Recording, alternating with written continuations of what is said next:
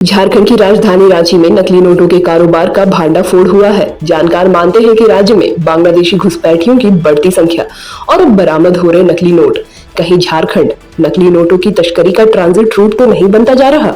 यह सवाल अब पुलिस के मन में भी उठ रहा है।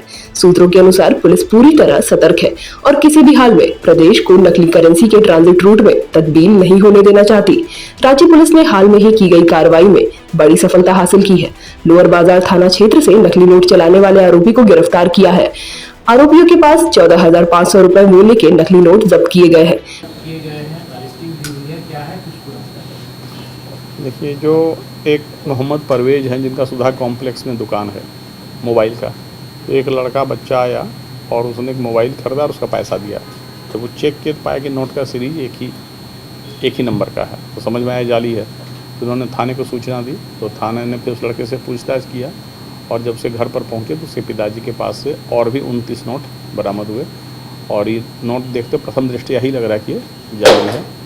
अभी जो आदमी पकड़े गए हैं उनसे पूछताछ की जा रही है कि इसका स्रोत क्या है। हालांकि अभी वे कुछ भी बताने से इनकार कर रहे हैं। इन्वेस्टिगेशन चल रहा है। कुल मिलाकर उनका टोटल 37 नोट बरामद हुए हैं। 37 500 के नोट, जिसके वाटर मार्क में थोड़ा डिफरेंस है और बाकी नोट का सीरीज सब एक बहुत सारा नंबर मैचिंग है, जबकि सीरीज अलग अलग होना चाहिए। तो इसी से लग रहा है कि प्रथम दृष्टया ये जाली नोट है। और किस सोर्स से आया, कहाँ आया, इस पर इन्वेस्टिगेशन भी चल रहा है। एक आदमी की गिरफ्तारी हुई। जरूर जाली नोट तो बिना गिरोह के हो ही नहीं सकता है। तो हम लोग इन्वेस्टिगेशन कर रहे हैं कि आगे और कौन लोग इस तार से जुड़े हुए हैं। ये जो नोट है वो आपको क्या लगता है झारखंड में ही छापे गए हैं या फिर बाहर की ज़्यादा स्टेट्स में? ये अभी निष्कर्षता कहना मुश्किल है, क्योंकि इस तरह के नोट का प्रिंटिंग जो है वो बड़ा एक्सपर्टाइज का काम होता है।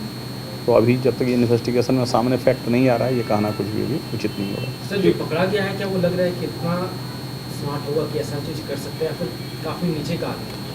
देखिए, ये संभवतः एक्स आर्मीमैन है, तो सामान्य इनकम ग्रुप का है। लेकिन अब है क्या कि कई बार लोग इस नेटवर्क से जुड़ जाते हैं। कई बार होता है कि लोग धोखाधड़ी के भी शिकार होते हैं, या कई बार होता है पैसा दुगुना कर देंगे, तिगुना कर देंगे, ये नोट ले लो। बहुत तरह की बातें इसमें आती है। तो क्या है वो इन्वेस्टिगेशन के बाद खुलासा होगा। वहीं एक अन्य मामले में रांची पुलिस ने कुख्यात हिस्ट्री सीकर संदीप थापा समेत एक अन्य अपराधी को भी गिरफ्तार किया है।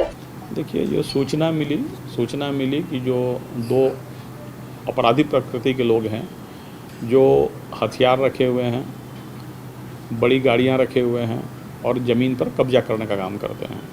इसके आधार पर जांच किया गया। जांच के दौरान छापेमारी में 2 315 का राइफ़ल मिला, जिसका लाइसेंस वो दिखा रहे हैं। लाइसेंस जम्मू कश्मीर से निर्गत है, जिसकी जांच हम लोग करवा रहे हैं कि वो लाइसेंस असली है या नकली है। लेकिन अगर वह असली भी है तो यहाँ पर डिस्ट्रिक्ट आर्म्स मजिस्ट्रेट के यहाँ रजिस्ट्रेशन होना चाहिए था, जो रजिस्ट्रेशन नहीं है, जो आर्म्स एक्ट का वायलेशन है। और इसके अतिरिक्त बहुत सारे ज़मीन के कागजात मिले हैं, जिसमें यह प्रतीत हो रहा है कि जाली कागजात के आधार पर ज़मीन कब्जा करने का प्रयास किया जा रहा था। तो ज़मीन में गड़बड़ी है, रंगदारी मांगने का भी आरोप आया है। इसके आधार पर जांच के आधार पर पुलिस FIR कर रही है, जिसमें 2 आदमी गिरफ्तार हुए हैं। एक संदीप प्रधान और संदीप थापा और दूसरा आदित्य सिंह और बिट्टू।